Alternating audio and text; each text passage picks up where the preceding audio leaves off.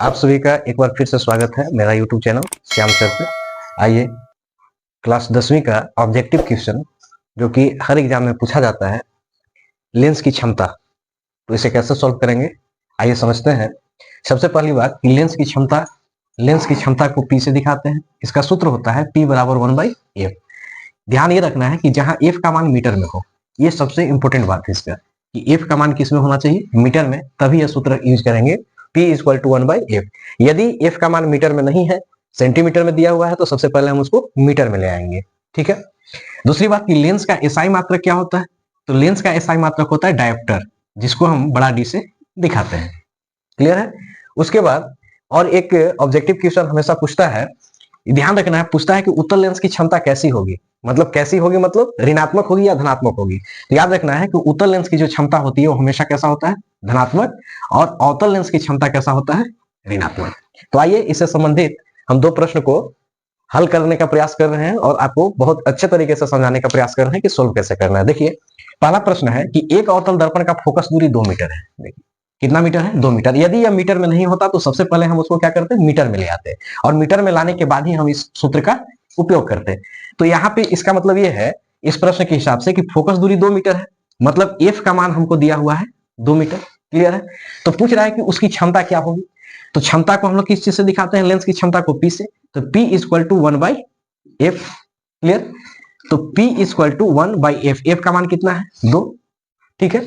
अब 2 से हम 1 में भाग लगाएंगे तो कितना आएगा, तो 2 से भाग लगाइएगा आप 1 में, तो नहीं लग रहा है, यहाँ 0.0, 2 5 10, यानी कि कितना बार में गया, इसको जब हम काटेंगे तो कितना बार में गया, 0.5। तो P का मान कितना आया, 0.5। अब इसके आगे P को मापा किस में जाता है, तो देखिए P का ऐसा ही मात्रक होता है डायोप्टर, तो यहाँ कितना हो जाएगा, D। इसका मतलब है कि उस लेंस की क्षमता कितनी होगी, 0.5 डायोप्टर। अब बात यहाँ ये रखना है कि ये कौन सा दर्पण है, अवतल है कि उत्तल है, तो यहाँ दिया हुआ है अवतल दर्पण, और अवतल दर्पण की क्षमता क्या होती है, तो हमेशा ऋणात्मक होती है। इसका मतलब है कि P का मान कितना आएगा, -0.5 डायोप्टर। क्लियर। अब आइए दूसरे प्रश्न की ओर। यहां है यदि एक लेंस की क्षमता, यहां पे क्षमता दिया हुआ है, लेंस की क्षमता कितना है, +2.0 डायोप्टर है, तो उसका फोकस दूरी क्या होगा तथा यह कौन सा लेंस होगा। देखिए तो सबसे पहले यहां से एक प्रश्न का उत्तर हमको मिल गया कि यदि लेंस की क्षमता धनात्मक होती है तो कौन सा लेंस होता है, उत्तल लेंस होता है। लेंस की क्षमता धनात्मक है तो कौन सा लेंस है, उत्तल लेंस है। अब इसको हल करते हैं कि देखते हैं क्या आता है। तो यहाँ पे P इक्वल टू 1/f, तो 1/f, P का मान दिया हुआ है +2.0 D इक्वल टू 1/f।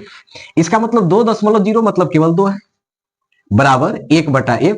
यहाँ पे कुछ नहीं है तो बटा में 1 कर सकते हैं। अब तिरछा तिरछी गुना, f से 2 में गुना करेंगे तो 2f होगा, और 1 से 1 में गुना करेंगे तो 1, f बराबर 1/2। अब 2 से 1 में भाग लगाएंगे तो कितना आएगा, 0.5, यानी कि f का मान कितना आया, 0.5। तो अब 0.5 जो है वो क्या है, मीटर। यहाँ किस चीज में इसको हम दिखाएंगे, मीटर में। इसका मतलब ये हुआ कि इसका f का मान कितना आया, 0.5 मीटर। और यह कौन सा लेंस है, अवतल है कि उत्तल, तो चूंकि इसकी क्षमता धनात्मक है इसलिए कौन सा लेंस होगा, उत्तल लेंस। कौन सा लेंस होगा, उत्तल लेंस। उम्मीद करते हैं आपको ये दोनों प्रश्न अच्छे से समझ में आया होगा। फिर मिलते हैं एक नए वीडियो के साथ। धन्यवाद।